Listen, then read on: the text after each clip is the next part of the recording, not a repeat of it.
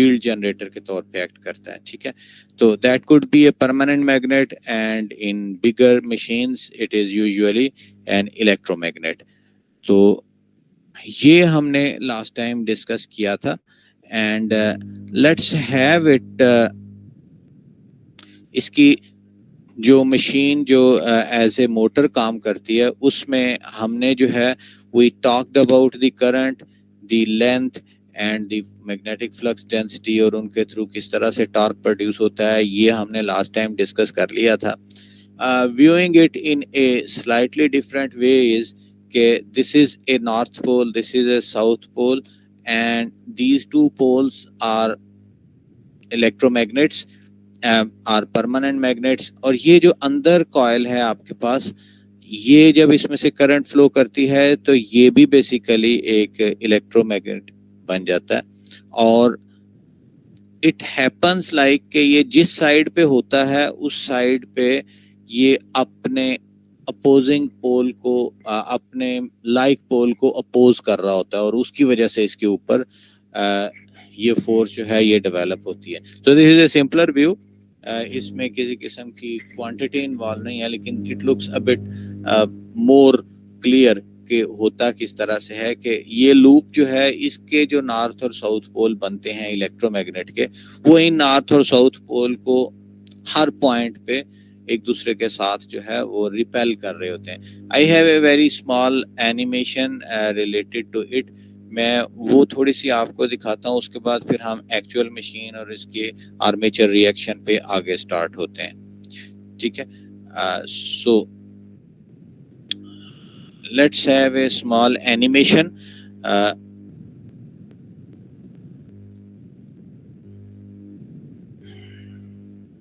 A 2-3 minute clip that would be shared like this.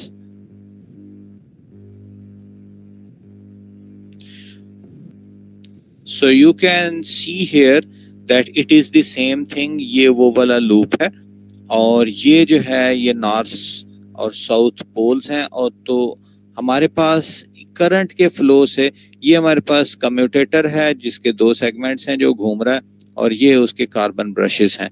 और जो हमारे पास सिचुएशन है वो ये है कि ये एक दूसरे को अपोजिंग बनते हैं, तो दी poles are opposing each other in such a way that it keeps on rotating. So let's have a look at the animation. Keep spinning. This commutator ring does the same thing as switching the wires like we were doing before, but this time it does it all on its own. It will continue to spin as long as we're connected to.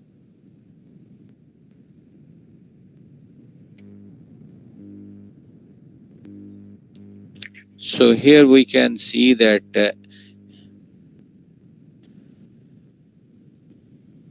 having only 2 permanent magnets and 2 segments is not that good. Having 4 is relatively better. So now we have 4, actually 2 such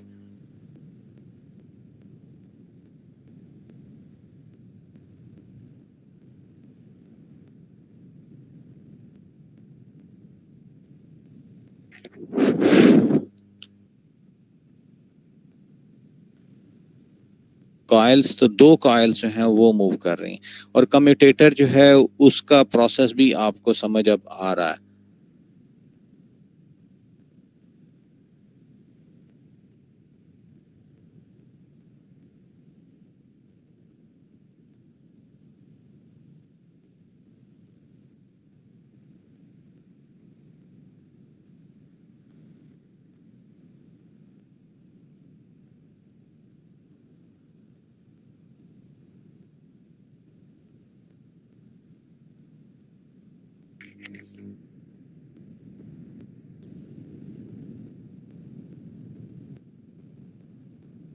so I repeat again, ये आपके पास single segment के साथ बनाया था उसने,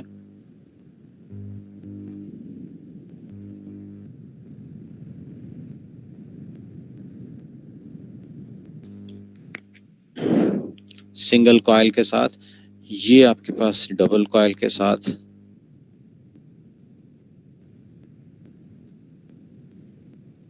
single coil के साथ it's not very much stable machine. Double coil के साथ as you can C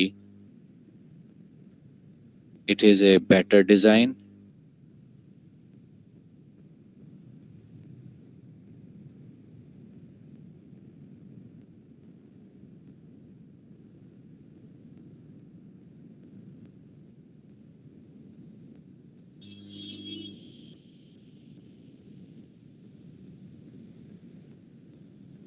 And with multiple coils, it's a much better design.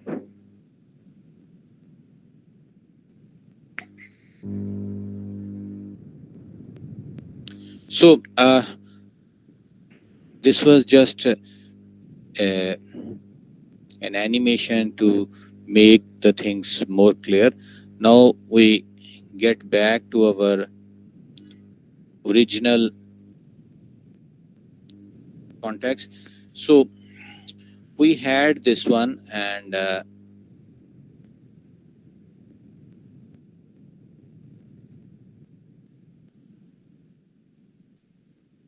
we were able to define this. ये हम last time define कर सके थे. अच्छा जी, the carbon brushes are placed between the north and south pole. एक जो है ये फॉर एग्जांपल यहाँ साउथ की तरफ, ये दरमियान में एग्जैक्टली एक पॉइंट होता है जहाँ पे कोई मैग्नेटिज्म नहीं होता. तो कार्बन ब्रशेस दोनों साइड पे इस पॉइंट को टच करते हुए बनाए जाते हैं, रखे जाते हैं. यहाँ पे कार्बन ब्रशेस के दरमियान में, एज यू सा in the previous video and animation, कि कार्बन ब्रशेस एक से ज्यादा सेगमेंट्स को शॉर्ट करते हैं. तो if that is place somewhere else, अगर वो यहाँ पे या यहाँ पे किसी जगह पे रखा जाए तो उसके दरमियान में जो सेगमेंट्स की शॉर्टिंग होती है वहाँ पे एकदम बहुत ज्यादा स्पार्किंग शुरू हो जाती है. यहाँ पे इसके अंदर 0 वोल्टेज है, इस साइड पे जो वोल्टेज है वो there is some voltage induced on it. तो this 0 to some positive voltage, इसकी जो स्पार्किंग है यहाँ पे मिनिमम होती है. इसी तरह से यहाँ पे थोड़ी सी नेगेटिव वोल्टेज होगी और यहाँ पे 0 वोल्ट है. सो 0 टू नेगेटिव वोल्टेज आपस में जब शॉर्ट होंगे तो उनकी स्पार्किंग थोड़ी सी कम होगी. सो ये जो दरमियान में प्लेन होता है नॉर्थ और साउथ पोल के, that is called the magnetic neutral plane. Our brushes are always placed when they touch the magnetic neutral plane slightly. तो वो magnetic neutral plane को थोड़ा सा टच करते हुए रखे जाते हैं. ठीक है. तो armature reaction is the reaction that occurs due to the flow of the current in the armature coils, and this causes the dual effect. दो इफेक्ट जनरेट करता है. एक इफेक्ट ये जनरेट करता है कि ये जो न्यूट्रल प्लेन अभी मैंने लास्ट टाइम बात की है, नॉर्थ और साउथ पोल के एग्जैक्टली बीच में जो प्लेन बन रही है, ये उसको डिस्टर्ब कर देता है. It is going to disturb that north and south pole, and it is going to make the things worse from the point of view of the sparking. तो स्पार्किंग के पॉइंट ऑफ व्यू से ये चीज़ों को difficult कर देता है. तो व्हेन वी सी इट, और दूसरा ये कि ये फ्लक्स को वीकन करता है, न्यूट्रल प्लेन को शिफ्ट करता है और फ्लक्स को वीकन करता है. सो आई रिपीट अगेन कि न्यूट्रल प्लेन जो है वो एग्जैक्टली सेंटर में डिफाइन होता है जिस वक्त किसी किस्म का कोई आर्मेचर रिएक्शन नहीं होता. What is armature reaction? I repeat, when a machine is loaded, a generator provides current to the load, or a motor carries out some mechanical load.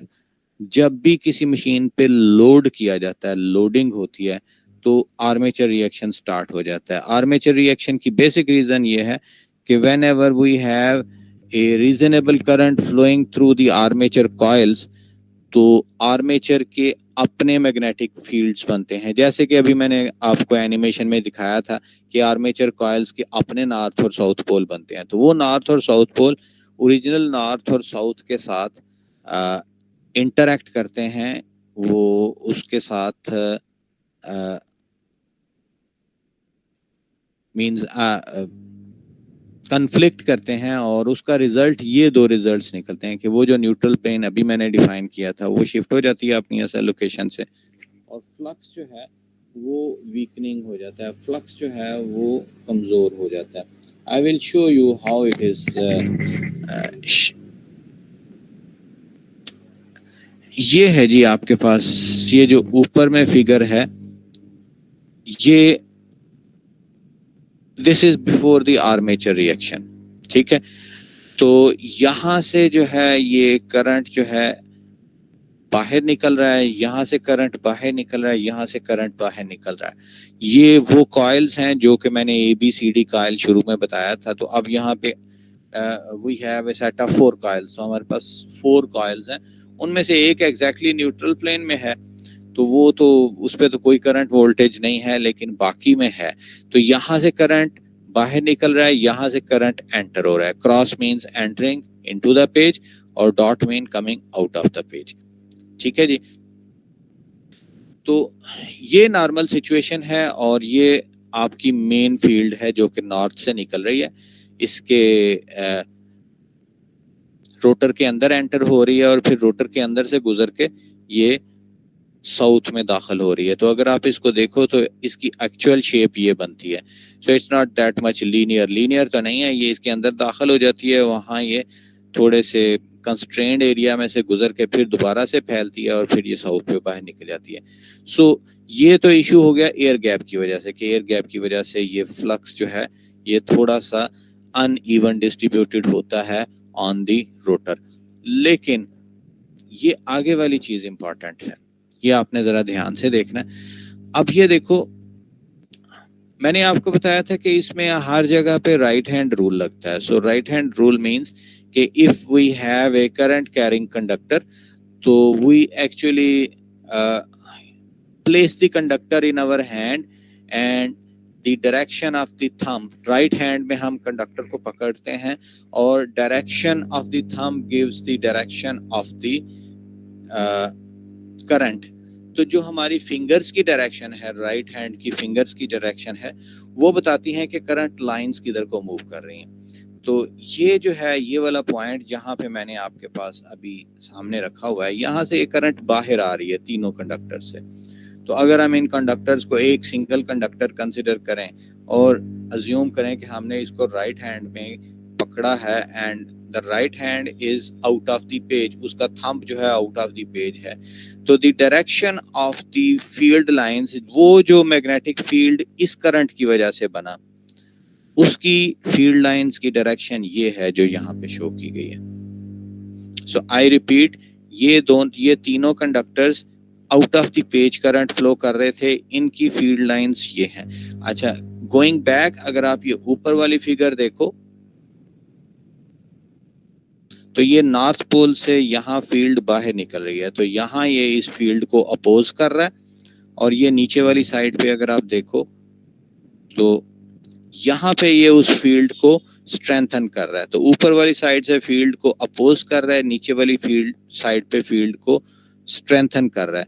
ये जो फील्ड इस आर्मेचर करंट की वजह से produce हुआ, इसने यहाँ पे फील्ड को वीक किया और यहाँ पे फील्ड को स्ट्रेंथन किया. अच्छा, जनरल इफेक्ट ये होता है कि वीक ज्यादा होती है, स्ट्रेंथन कम होती है. ठीक है, क्योंकि ये नी पॉइंट पे होती है, तो नी पॉइंट पे होने की वजह से रिडक्शन में वो बहुत ज्यादा फर्क पड़ता है, और जब इंक्रीज होता है सैचुरेशन रीजन में जाती है तो इंक्रीज बहुत थोड़ा सा होता है. तो इन शॉर्ट ये होता है. और इसी तरह से ये राइट साइड पे आप देखें तो ये क्रॉस वाले जो कंडक्टर्स हैं उन पे भी इसी तरह से ये सिचुएशन होती है. यहाँ पे फील्ड स्ट्रेंथन होती है, यहाँ पे फील्ड जो है ये वीक हो जाती है. तो the overall result is that the field is weakened. तो मैंने जो अभी लास्ट टाइम जो दो चीजें डिफाइन की हैं, न्यूट्रल प्लेन शिफ्ट हो जाता है और मेन फील्ड का फ्लक्स जो है वो वीक हो जाता है. आर्मेचर रिएक्शन की वजह से न्यूट्रल प्लेन शिफ्ट हो जाती है और फ्लक्स की वीकनिंग हो जाती है. सो this effectively causes that here is we have a bit stronger magnetic field and here we have a weak magnetic field. यहाँ पे stronger magnetic field है और यहाँ पे weak magnetic field है और magnetic neutral plane जो है वो यहाँ पे shift हो गया. ये इसकी original location थी और ये इधर shift हो गया. This will cause serious issues और वो जो serious issues हैं वो मैंने यहाँ पे आपको दिखाए हुए हैं. जब ये shifting होती है magnetic neutral plane की तो जो वर्किंग है कम्यूटेटर की वो एकदम से शॉर्ट करना शुरू कर देती है बहुत सारे लाइव सेगमेंट्स को, कम्यूटेटर सेगमेंट्स को, और उसकी वजह से ठीक ठाक स्पार्किंग होती है. ये जो लेफ्ट साइड पे है ये एक वर्किंग डीसी मशीन की पिक्चर है और उसके कम्यूटेटर में से ये स्पार्क निकल रहे हैं बाहर. ठीक है, due to the loading of the machine, due to the armature reaction of the machine. ये जो मिडल में आपको तस्वीर नजर आ रही है ये कम्यूटेटर के सेगमेंट्स हैं जो कि इस तरह की स्पार्किंग को बर्दाश्त करके तो they have started getting damaged. और राइट साइड पे ये आपको कार्बन ब्रश और उसका होल्डर नजर आ रहा है. You can see that it is blackened और ये थोड़ा सा अब डैमेज होना शुरू हो गया. तो इन शॉर्ट ये कि ये जो आर्मेचर रिएक्शन होता है ये स्पार्किंग करता है जिससे कि मशीन डैमेज हो सकती है. This is called the commutation problem. इस प्रॉब्लम को हम कहते हैं कम्यूटेशन प्रॉब्लम, यानी कि आर्मेचर रिएक्शन की वजह से स्पार्किंग होना मशीन के अंदर. और this commutation problem is defined due to two reasons. एक फ्लक्स वीकनिंग की वजह से और एक न्यूट्रल प्लेन की शिफ्टिंग की वजह से. मैंने बताया था कि फ्लक्स वीक ज्यादा होता है और स्ट्रेंथन कम होता है.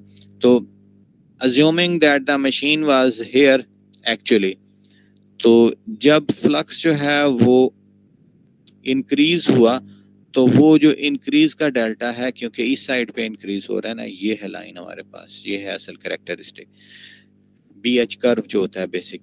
तो इंक्रीज तो थोड़ी हुई है, ये जो डिक्रीज है ये ज्यादा हो गई है क्योंकि इस साइड पे ये इसका कर्व का जो टेंजेंट है, जो इसका स्लोप है वो ज्यादा है, इस साइड पे स्लोप कम है. तो सेम इंक्रीज की वजह से यहाँ पे फर्क कम पड़ा है और सेम डिक्रीज की वजह से यहाँ पे फर्क ज्यादा पड़ा है. इस वजह से फ्लक्स वीकनिंग होती है.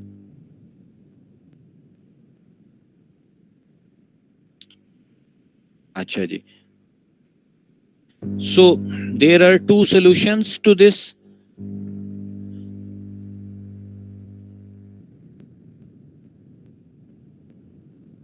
और मैंने आपको जो इनिशियल दिखाई थी क्लास में, जो मैंने आपको एनिमेशन दिखाई थी उसमें मैंने कहा था कि ये पोल्स हैं और ये इंटरपोल्स हैं. So one way is to actually introduce some interpoles. तो ये जो मेन बड़े पोल्स हैं नॉर्थ और साउथ, ये तो मेन पोल्स हैं, ये तो असल मशीन के पोल्स हैं जो कि मशीन को चलने में हेल्प करते हैं. ये छोटा सा पोल और ये छोटा सा पोल, they are called the interpoles. These interpoles are connected in series with the armature, और ये आर्मेचर के साथ सीरीज में लगे होते हैं. इनमें से आर्मेचर करंट ही गुजरता है. तो ये डायरेक्टली प्रोपोर्शनल हैं आर्मेचर करंट के, और जो इसके सामने वाले कंपोनेंट्स हैं ये वाले, इनमें से जितनी करंट पास हो रही है उतनी ही करंट इसमें से पास हो रही है. और ये करंट की डायरेक्शन और ये वाइंडिंग की डायरेक्शन इस तरह से है कि जो फील्ड ये प्रोड्यूस करते हैं ये उसका ऑपोजिट प्रोड्यूस करती है. तो आर्मेचर द इंटरपोल्स, छोटे पोल जो हैं, smaller poles, they are called interpoles क्योंकि वो पोल्स के दरमियान में लगते हैं. They are defined to make the flux weakening at these points reduce. तो यहाँ पे क्योंकि ये अपोजिट फ्लक्स क्रिएट कर देते हैं, इसका अपोजिट यहाँ पे ये वाले जो भी कंडक्टर्स फ्लक्स प्रोड्यूस कर रहे हैं आर्मेचर के, ये उसके अपोजिट फ्लक्स प्रोड्यूस करता है. और ये दोनों फ्लक्सेस क्योंकि एक दूसरे के अपोजिट होते हैं, they tend to cancel each other. तो एक तरीका तो ये है आर्मेचर रिएक्शन को कम करने का, that we make use of interpoles. दूसरा तरीका जो है वो ये मैं आपके सामने ये रख रहा हूं, that is using the compensating windings. अच्छा जी, अब आप देखें थोड़ा सा you have to make the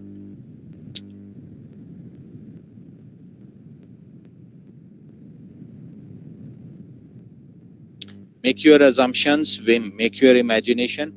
ये जो अंदर वाली चीज है ये रोटर है, ये बाहर वाला स्टेटर है, नॉर्थ और साउथ पोल्स इस पे लिखा नजर आ रहा है। हमने अभी तक जो देखा था वो ये था कि इस पे रोटर पे हम वाइंडिंग करते हैं जो कि आर्मेचर की वाइंडिंग होती है। इस डिजाइन के अंदर ये जो स्टेटर के पोल्स हैं इनके अंदर भी वाइंडिंग कर दी गई है, ठीक है। और ये वाइंडिंग जो है इस वाइंडिंग के साथ सीरीज में लगी हुई है, ये वाइंडिंग और ये वाइंडिंग एक दूसरे के साथ सीरीज में है। तो आर्मेचर की वाइंडिंग इधर से भी गुजर के आ रही है। यहाँ पे कोई लोडिंग वगैरह तो नहीं है, लेकिन सिर्फ करंट गुजर रही है। लेकिन यू कैन सी कि यहाँ पे करंट की direction outward of the page है और यहाँ पे करंट की direction inward entering into the page है। सो कैन एनीवन डिफाइन के व्हाई इट इज सो? इसकी क्या रीजन हो सकती है कि जो पोल्स के अंदर कंपेंसेटिंग वाइंडिंग लगी है उसको हम बेसिकली ऐसे देख रहे हैं कि दैट इज एक्चुअली द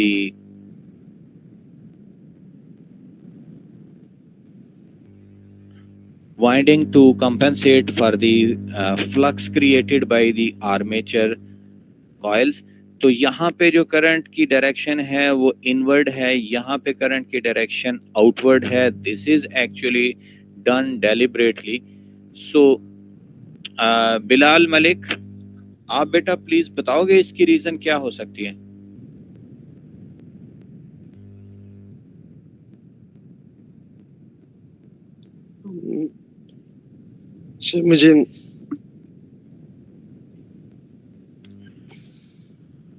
मुझे रीजन सही से नहीं पता अभी। अच्छा, लेकिन आपको ये बात नजर आ रही है कि ये वाइंडिंग जो है जो असल में आर्मेचर की वाइंडिंग है, यहाँ से करंट बाहर निकल रही है, और ये जो वाइंडिंग है जो कि पोल के ऊपर की गई है जिसको हम कहते हैं कंपनसेटिंग वाइंडिंग। इस वाइंडिंग को आज मैं पहली दफा डिस्कस कर रहा हूँ, ये हमने डिस्कस नहीं की थी। ये वाइंडिंग पोल के अंदर हुई हुई है और इसके अंदर करंट की डायरेक्शन अपोजिट है। कैन एनीवन एल्स सजेस्ट कि इसकी क्या रीजन हो सकती है? एनीवन?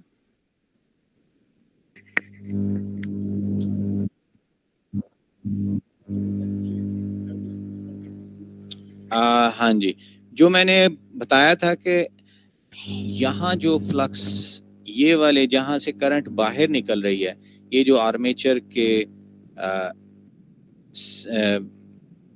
कॉइल्स हैं, यहाँ से जो करंट बाहर निकल रही है ये अपना फ्लक्स क्रिएट करते हैं बाहर निकलने वाली करंट की मदद से। तो यहाँ ये करंट हम यही वाली करंट ऑपोजिट डायरेक्शन में मूव करा देते हैं इन स्लॉट्स के अंदर, ताकि जितना फ्लक्स ये प्रोड्यूस कर रहे हैं बाहर की तरफ उतना ही फ्लक्स ये अंदर जाते हुए करंट ऑपोजिट डायरेक्शन में प्रोड्यूस करते हैं। तो एग्जैक्ट मतलब क्या है कि ये दोनों फ्लक्सेस एक दूसरे को कैंसल आउट कर दें। तो दे cancel out each other in a very good and effective way.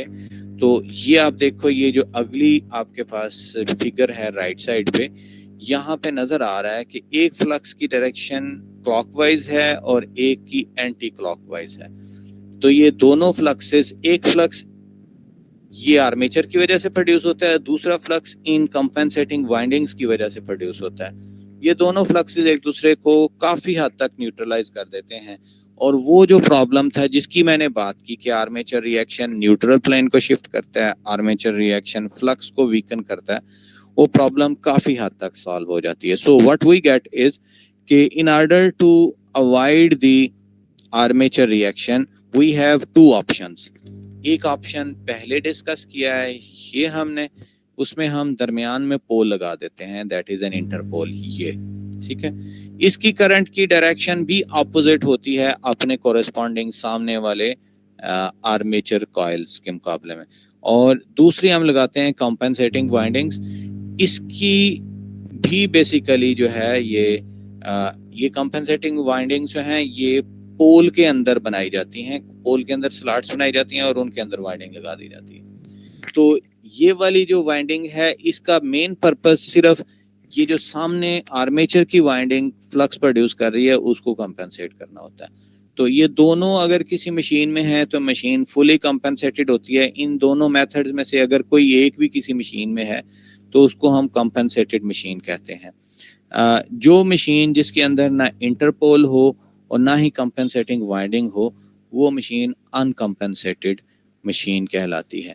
तो ये एक फिगर है for a big DC machine. इसमें ये वाली साइड जो है ये आपका मेन पोल है, ये वाली साइड मेन पोल है, ये दरमियान में जो छोटा लगा हुआ है दैट इज द इंटरपोल। तो इस तरह से इंटरपोल्स जो हैं वो लगाए जाते हैं और ये मेन पोल्स के अंदर ये वाली वाइंडिंग जो है ये कंपेंसेटिंग वाइंडिंग है।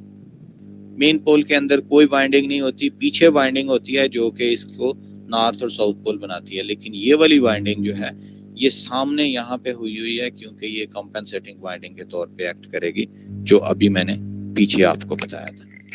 तो I give you a minute to absorb this and to see it and to discuss कि क्या कुछ हो सकता है और किस तरह से हो सकता है। तो मैंने ये बताया कि अगर किसी मशीन के अंदर ये सिर्फ इंटरपोल्स लगे हुए हैं तो वी विल कंसीडर कि that is a compensated machine. अगर किसी मशीन के अंदर सिर्फ ये कंपेंसेटिंग वाइंडिंग लगी हुई हैं, ये जो ऊपर और नीचे पोल के नज़र आ रही हैं ये वाली वायर्स या ये वाले जो रादर पत्रियां हैं यहाँ पे वायर्स की बजाय, तो ये हैं बेसिकली ये वाइंडिंग्स। तो ये वाइंडिंग्स हैं पत्रियों की सूरत में, क्योंकि मशीन बड़ी है तो ये पत्री की सूरत में वाइंडिंग की गई है। So there is a complete bar acting as a copper winding. तो ये जो है अगर किसी में सिर्फ कंपेंसेटिंग वाइंडिंग लगी हुई है तो हम उसे भी कंपेंसेटेड मशीन कहेंगे। अगर किसी में सिर्फ इंटरपोल्स लगे हुए हैं तो उसको भी हम कंपेंसेटेड मशीन्स कहेंगे। ऐसी machine where we don't have a compensating winding and we don't have an interpole, that machine is called a non compensated machine. तो नॉन कंपेंसेटेड मशीन्स वर्किंग में और एनालिसिस में थोड़ी सी डिफरेंट हो जाती है कंपेंसेटेड मशीन्स के। We will start our analysis from the compensated machines and we shall get to the non-compensated machine later.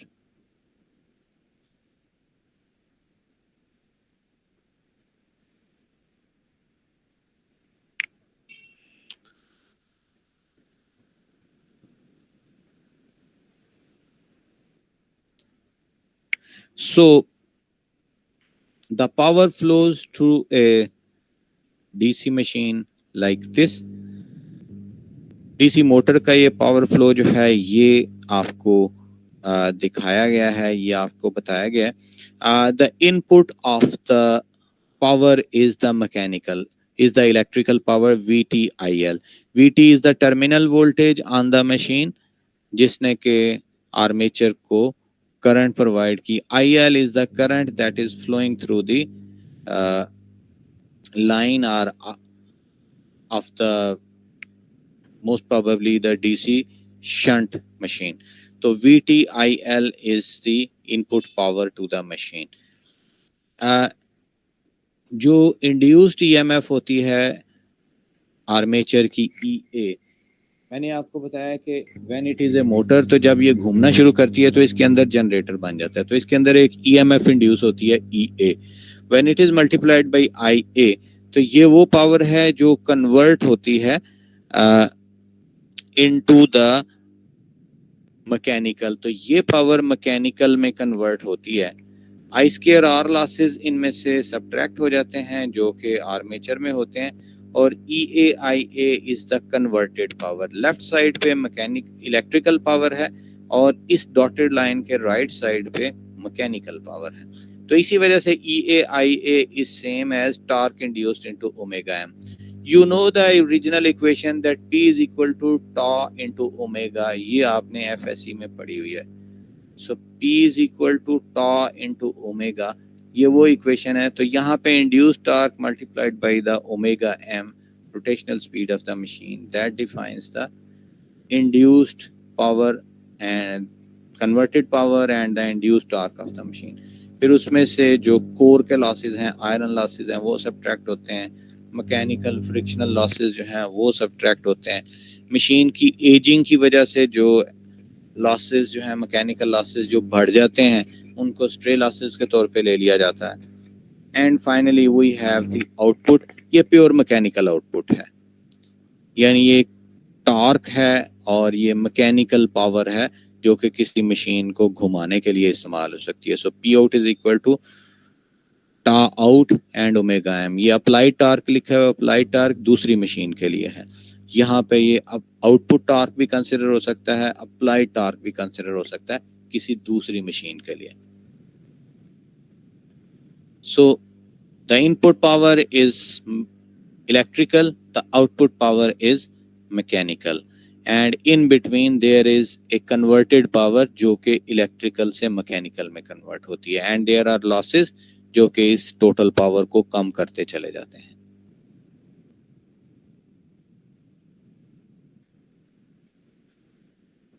So this is the equivalent circuit model of a DC motor. अच्छा, मैं थोड़ा सा जो है यहाँ पे revisit करूँगा. ये एडजस्टेबल रेजिस्टेंस है जो हम बाहर से लगाते हैं. जो फील्ड वाइंडिंग है हमारे मशीन की, उसकी अपनी रेजिस्टेंस होती है, ये वो रेजिस्टेंस है. तो हम यूजुअली क्या करते हैं कि इस एडजस्टेबल रेजिस्टेंस और इस फिक्स्ड रेजिस्टेंस को मिला के एक वेरिएबल रेजिस्टेंस बना देते हैं, दोनों को मिला के, और अकेली उस रेजिस्टेंस को ही शो करते हैं. लेकिन ये होती बेसिकली दो है, और ये वाइंडिंग है जो कि फील्ड की वाइंडिंग है. यहाँ पे EA इंड्यूस हुआ है. जो कार्बन ब्रश है वो एक पॉइंट पे आपके पास जो है वो ब्रशिंग कर रहा है, उसकी व्हाट यू कैन से वहां पे थोड़ा सा वोल्टेज ड्रॉप भी हो रहा है. तो ये वो वोल्टेज ड्रॉप है जो कार्बन ब्रश पे होता है. और उसके बाद जो है आपके पास जो आर्मेचर रिएक्शन, जो आर्मेचर की वाइंडिंग की रेजिस्टेंस होती है वो नजर आती है, और बाहर फिर आपके टर्मिनल्स A1 और A2 नजर आते हैं. ठीक है, तो असल जो है आपके पास इक्विवेलेंट सर्किट तो ये है. However, we will actually make the equivalent circuit more convenient. हम इसको ज्यादा कन्वीनियंट शो करेंगे. अभी इसको भी हम इसके साथ ही अटैच कर देंगे. तो हम इन दोनों रेजिस्टेंस को मिला के एक रेजिस्टेंस बना लेते हैं. ये वी ब्रश भी गायब कर देते हैं, और यहाँ पे हमारे पास सिर्फ RA रह जाता है. सो ए मोर कन्वीनियंट, क्योंकि हम इसको इसके अंदर ही इंक्लूड कर देते हैं. ये जितनी सब्ट्रैक्शन हो रही है हम इसके अंदर से कर देते हैं. तो जनरली स्पीकिंग हमारे पास ये रह जाता है. यहाँ पे इंड्यूस्ड EMF है, ये VT है बाहर से टर्मिनल वोल्टेज, और ये सेपरेटली एक्साइटेड DC मोटर की इक्विवेलेंट सर्किट है. आई वुड से कि I have not asked you to copy anything, but I would ask you to copy this separately excited and shunt DC motors equivalent circuit. ये basically circuits आप जरूर copy करें. So please, I give you 2-3 minutes. ये circuits आप copy करें. मैं ये आपको दे दूंगा notes, लेकिन अगर आपने ये अपने हाथ से ना निकाला, क्योंकि ये circuits बार बार use होंगे, तो you should have these circuits. So ये आप circuits जो हैं ये copy करें अपने. So I give you 2 minutes. The left side machine is separately excited machine. The right side machine is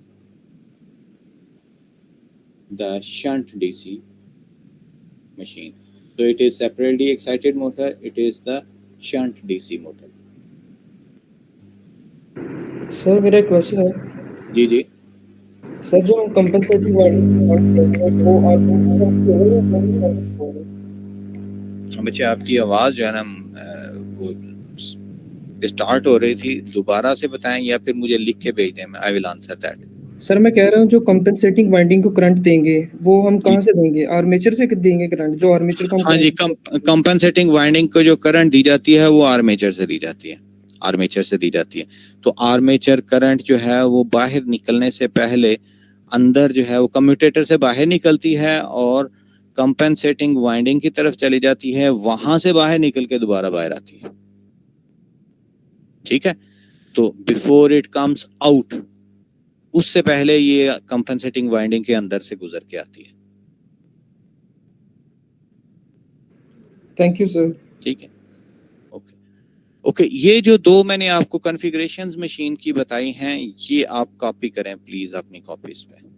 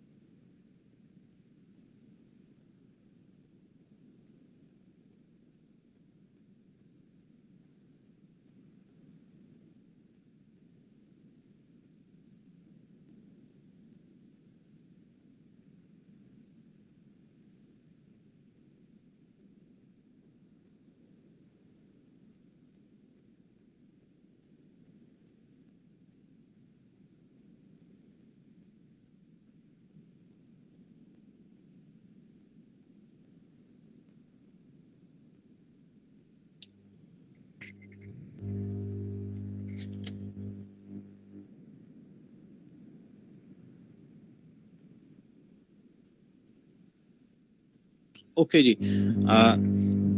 So let me explain a little bit. This machine is separately excited shunt DC motor. It requires two power supplies.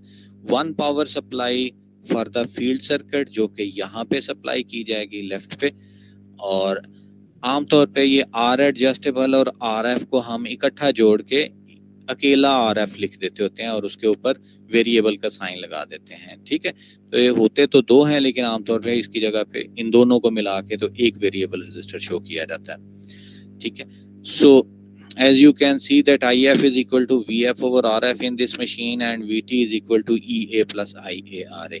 Right side पे देखें तो ये इसका armature circuit है, यहाँ पे induced EMF generate होता है, ये तब जनरेट होता है जब मशीन घूमना शुरू हो जाती है, तो इसके अंदर जनरेटर एक्शन भी क्रिएट होता है। ये है तो मोटर, लेकिन जनरेटर एक्शन की वजह से इसके अंदर EA जनरेट होता है और the current that is flowing into it is IA and the current flowing from the terminal of the supply VT यहाँ पे टर्मिनल वोल्टेज है जो कि सप्लाई की वोल्टेज है, उसने जो यहाँ पे वोल्टेज प्रोवाइड किया है उसको हम VT कहते हैं and that flows through this resistance, armature resistance में से गुजर के वो यहाँ से ऐसे गुजरती है। तो यू कैन सी एक इंटरेस्टिंग चीज आप ऑब्जर्व कर सकते हैं कि ये वाला वोल्टेज जो कि टर्मिनल वोल्टेज है और ये वाला वोल्टेज जो EA है ये एक दूसरे के ऑपोजिट है, क्योंकि उसको अपोज करने के लिए ही क्रिएट होता है उसके अंदर। ठीक है, अच्छा जी, VT is equal to EA plus IARA इसकी इक्वेशन है और IL और IA इस केस में सेम है। ये दूसरी जो है that is called the self excited और शंट डीसी मोटर। तो इसकी जो फील्ड वाइंडिंग है that is connected in parallel with the armature, तो इसकी फील्ड आर्मेचर के साथ पैरेलल में होती है, तो उसका रिजल्ट ये निकलता है कि ये एक ही सप्लाई इन दोनों को सप्लाई कर देती है। और you can see that the current IL, the line current is divided into two parts. One is IF, the other one is IA. So IL is equal to IA plus IF, VT is equal to EA plus IARA, जैसे कि आपने separately excited में देखा है, and IF is equal to VT over RF। तो ये दोनों Motors जो हैं ये इनकी कॉन्फ़िगरेशन तो एक दूसरे से डिफरेंट है, लेकिन they have a reasonably same set of characteristic, तो इनका कैरेक्टरिस्टिक काफ़ी हद तक जो है वो सेम होता है। ठीक है, तो we shall start with this. तो इसके साथ हम जो है नेक्स्ट टाइम जो है एनालिसिस और प्रॉब्लम्स जो हैं वो स्टार्ट करेंगे। ये जो आज का लेक्चर है ये मैं आपको अपलोड कर दूंगा कल तक, तो इसको गो थ्रू कर लेना है। It gives the basic theoretical foundation. अब जो है हम इसको क्वालिटेटिवली एनालाइज करेंगे सर्किट को और देखेंगे कि किस तरह से ये आपके पास बिहेव करता है और इसमें से टॉर्क को और स्पीड को कैसे कंट्रोल किया जाता है। वन लास्ट लाइन के मशीन्स के अंदर, मोटर्स के अंदर टॉर्क और स्पीड को कंट्रोल करना जो है that is actually the thing, जो असल चीज है वो यही है। तो दुनिया की बड़ी बड़ी प्रॉब्लम्स जो हैं, whether they are in the industries, whether they are in the commercial areas, वहाँ पे जो कन्वेयर बेल्ट्स लगी होती हैं, वहाँ पे जो मशीन्स लगी होती हैं, वहाँ पे जो मोटर्स लगे होते हैं, जो पंप्स लगे होते हैं, जो रेफ्रिजरेटर्स, एयर कंडीशनर्स लगे होते हैं, या ये जो इलेक्ट्रिक व्हीकल्स हैं या जो ओल्ड स्टाइल्ड व्हीकल्स हैं, उनके अंदर भी जो मोटर्स हैं उनकी टार्क और उनका स्पीड, यही दो चीज़ें हैं। और इस पे पिछले 100 साल से कॉन्टिन्यूस रिसर्च हो रही है और इसको ज़्यादा से ज़्यादा बेहतर करने की कोशिश हो रही है। तो हम अगला जो एनालिसिस कर रहे हैं और जो करेंगे that has a very impactful analysis, and that is a very impactful analysis and that is a very current analysis। तो ये जो है ये legendary चला आ रहा है और it is the current analysis and the current area of research as well, क्योंकि ये जो इलेक्ट्रिक व्हीकल इंडस्ट्री डेवलप हो रही है ये सारी की सारी इलेक्ट्रिक मोटर्स पे चल रही है। तो इलेक्ट्रिक मोटर्स को बेहतर से बेहतर बनाने की और उनको कंट्रोल करने की बेहतर से बेहतर तरीके से ये कॉन्टिन्यूस एफर्ट जो है ये इट इज़ अंडर वे। ठीक है, तो keep with me, stay with me और इसको हम इंशाल्लाह बेहतर से बेहतर तरीके से पढ़ेंगे। This is all for today. अभी जो है वो सिचुएशन ये है कि रमज़ान का आखिरी अशरा चल रहा है और होपफुली आप माशाल्लाह सब लोग बहुत माशाल्लाह नेक हो अपनी इबादत में, अपनी दुआओं में। आप लोगों ने मुझे भी खुसूसी तौर पे याद रखना है और उम्मत मुसलमान को भी याद रखना है। ये जो अनफॉर्चुनेट किस्म की लड़ाई मुसल्लत की गई है मुसलमानों पे, आपने दुआ करनी है कि